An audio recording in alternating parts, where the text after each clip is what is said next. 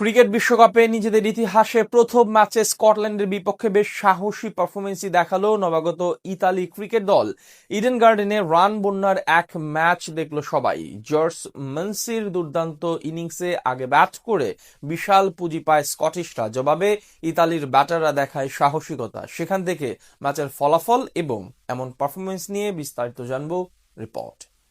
নিজেদের ইতিহাসে আজ প্রথম ক্রিকেট বিশ্বকাপে ম্যাচ খেলতে নামে ইতালি। ইডেনে আজ তাদের প্রতিপক্ষ ছিল বাংলাদেশের বদলে টুর্নামেন্টে সুযোগ পাওয়া স্কটল্যান্ড। এদিন টস জিতে আগে বল করার সিদ্ধান্ত নেয় ইতালি। বিপরীতে আগে ব্যাট করতে নেমে শুরু থেকে আগ্রাসী ছিলেন স্কটিশ অভিজ্ঞ ওপেনার জর্জ মানসি।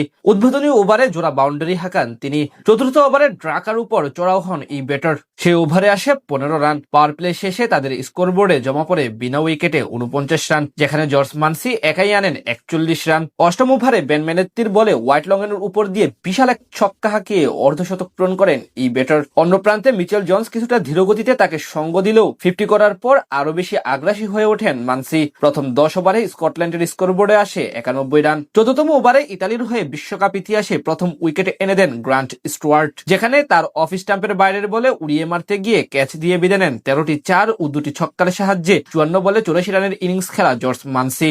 সঙ্গী হারানোর খানিক পরে বিদায় নেন আরেক ওপেনার মিচেল জনস, তাকে ফেরান জেজে স্মার্টস। এরপর নতুন করে ঝড় তোলেন ফর্মের তুঙ্গে থাকা ব্র্যান্ডন ম্যাককালাম এবং অধিনায়ক রিচি ব্রিংটন। একের পর এক বাউন্ডারি হাঁকাতে থাকেন এই দুজন। 17 এবং 18তম ওভারে আসে যথাক্রমে 13 ও 15 রান। 20তম ওভারে ড্রাকার উপর নতুন করে চড়াও হন লিয়াস্ক। সে ওভারের শেষ 4 বলে 2টি করে 4 ও ছক্কা হাঁকান তিনি। তার 5 বলে 22 রান এবং ম্যাককালামের 18 বলে 41 রানের কেমিও ইনিংসে ভর করে শেষ পর্যন্ত 227 রানের পুঁজি পায় স্কটল্যান্ড।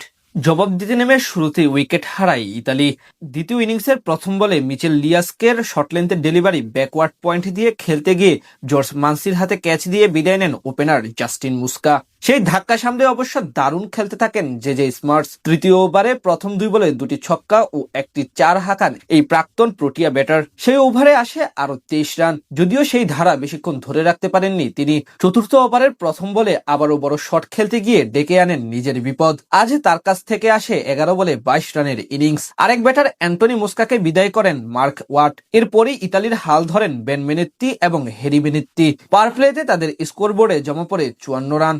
সময়ের সাথে সাথে হাত খুলে খেলতে থাকেন এই দুজন। শেষ 10 ওভারে ইতালির জয়ের জন্য দরকার ছিল 121 রান। 11 ও 12তম ওভারে আসে যথাক্রমে 13 রান করে। ধীরে ধীরে যখন ম্যাচের কন্ট্রোল চলে যাচ্ছিল ইতালির হাতে, ঠিক সেই মুহূর্তে স্কটল্যান্ডকে ব্রেক থ্রু এনে দেন লিয়াস্ক। তার বলে ক্যাচ দিয়ে বিদায় নেন 25 বলে 37 রানের কার্যকরী ইনিংস খেলা হ্যারি মেনেত্তি। খানিক পরে 50 তুলে বেন মেনেত্তিও সাজঘরে ফিরলে ম্যাচ থেকে ছিটকে যায় ইতালি। এরপর নিয়মিত বিরতিতে উইকেট হারাতে থাকে তারা, আর সময়ের ব্যবধানে ম্যাচ চলে যায় স্কটল্যান্ডের হাতে। শেষ পর্যন্ত জয় তুলে নেয় তারা।